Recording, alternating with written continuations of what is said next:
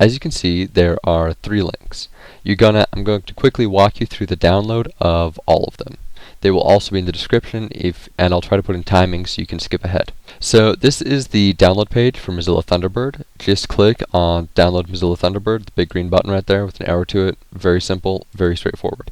If you need it for a different system, like OS X or Linux, then you can go to other systems and languages. There's also a plethora of languages, so if you prefer Spanish or Arabian or whatever, they've got it all. So then we come over here to the Enigmail plugin. Just click on the Mozilla 1.7, the drop down there, and change that to Thunderbird 13.0. And then just download it. Then we come over here to GPG for Win. Simply click on the big green button to download it, or you can come over here and select the beta or the 2.1.0, which is the same as the big green button. Either one should work. Now we come over here and we have to install Mozilla Thunderbird. So click on it, then give it permission, then just go next, next. Go ahead and go with the standard installation on this one. If you want, you can go through custom, but standard should be fine. So then you can also select the install directory if you want to change that. So uncheck Launch Mozilla Thunderbird now because we will be getting back to this later, then finish. Next, start installing GPG for Win. Just click Yes, Next, Next. On this screen, if you want to, you can uncheck everything except for GNU-PG. It will save a little bit of space. Though if I were you, I would leave it all in. You may or may not want it later. Next. You can also change the destination, though that really doesn't matter. And again, just go ahead and leave it alone. So this is where you come to the Start Menu Desktop Quick Launch Bar. It's where the shortcuts will be for GPG for Win. I recommend just leave it on the Start menu. If you want to, you can select the other two. This is the accessories folder, or where you want to put it. I would recommend putting it in the accessories folder or leaving it as its own folder. In case you're wondering what those folders mean or what they are, when you click on the Start and then go to All Programs, you'll get this screen right here. Where the red arrow is pointing to the empty slot, that's where GPG for Win will put a little folder where you can access all of its stuff if you select to let it have its own folder. Otherwise, it will be in the accessories folder. So then go ahead and click Install. Then wait for it to install. Once it's installed, go ahead and select Root Certification and then Next. Then uncheck README and click Finish. Now we're here and we're going to have to restart the computer to set up all the effects so that GPG for Win will work properly. So go ahead and click the restart button. Hopefully you know where that is.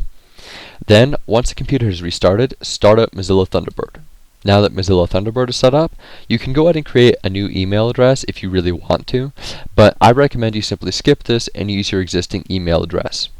So then you'll get this form. Go ahead and fill in all the information. In case wondering, the password is the password for your email on whatever server it is. Then click Continue. I recommend you leave it at IMAP, though you can switch to POP3 if you want to.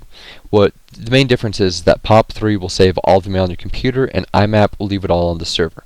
Either way, it's still going to all be on the server, so why waste your computer space? So then we come over here to System Integration.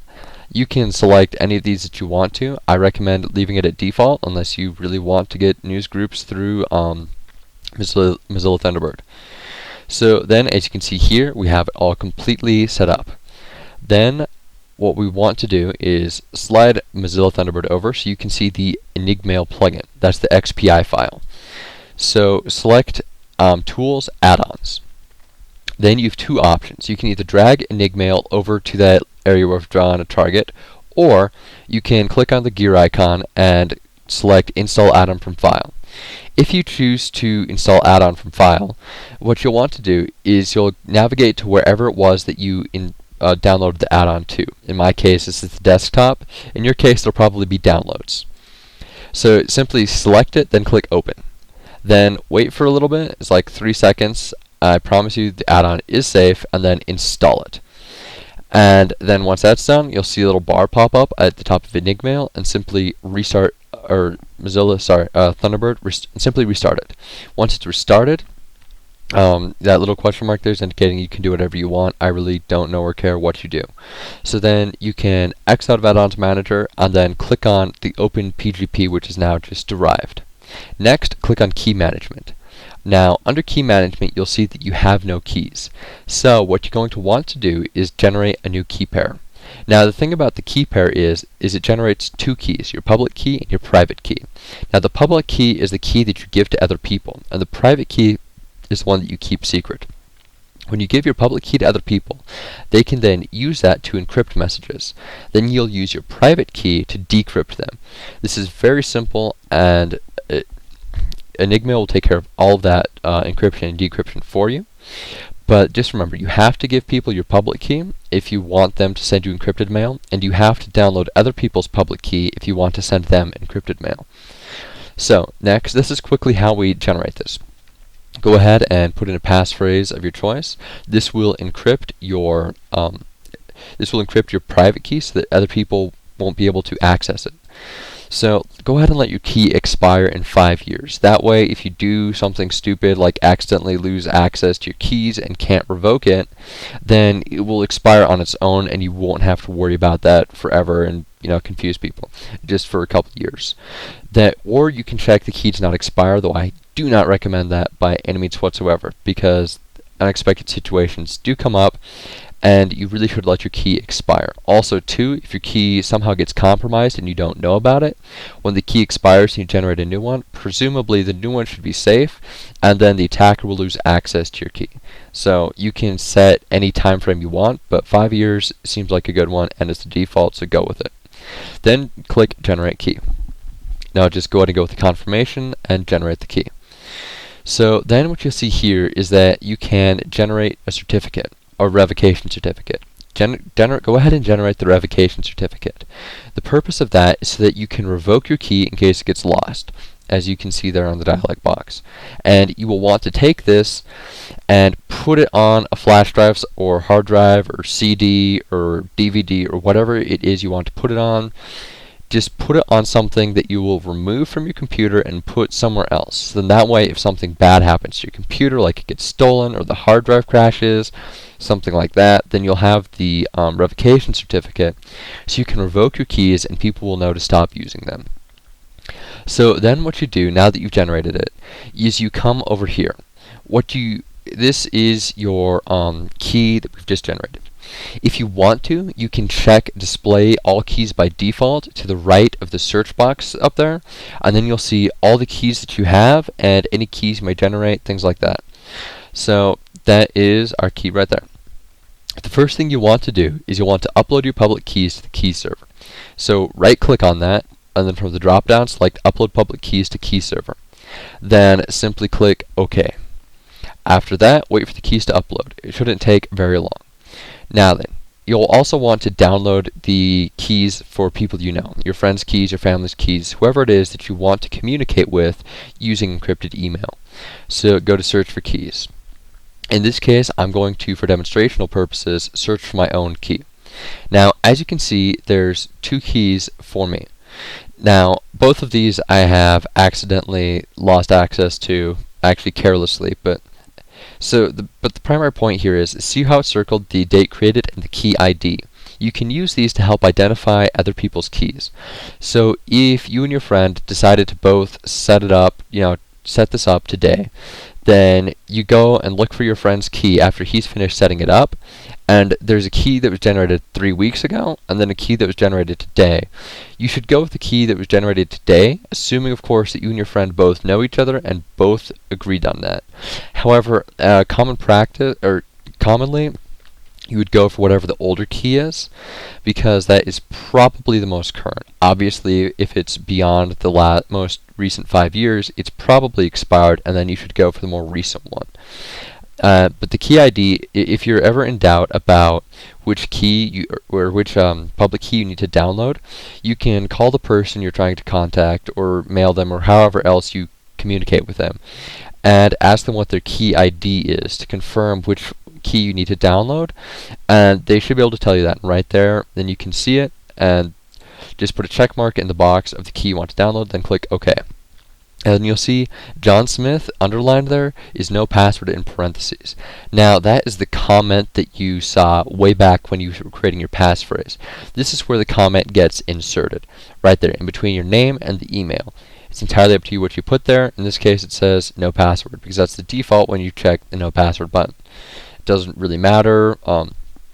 That's what that is. Then next, you see signed equals 0. That is basically showing you how many people have signed the key. And what you want to do is, when you first get a key, is you want to sign it. See, the signatures show that you know who the other person is who they say they are. And when they get your key, they will sign your key, and then other people will know that you are who you say you are. And the more people who sign the key, the more legitimate this becomes. I'm not sure why I underlined the check do at, so just ignore that and continue. So what you want to do to sign the key is you select the key, then you right click, then you select sign key from the drop down. Only sign the key if you have done some sort of checking. If you haven't done any checking, don't sign the key. Then continue. So once you've signed the key, upload the key to the public key server. That way everybody can see the signature you've added, which helps to further verify the legitimacy of that person's key. So then, go ahead, same key server. Wait for it to upload again. Then what I'd like to point out here is there's 3 different ways keys will display in your thing. The one my arrow is currently pointing at is how most people's public keys should look to you, just normal text. This is a revoked key. You can tell that because it's grayed out and it's italicized. If something is grayed out and italicized, then you should not use it because it has been revoked. Now, this one is your key. You can tell it's your key because it's bolded. Bolded means you have both the public key and the private key.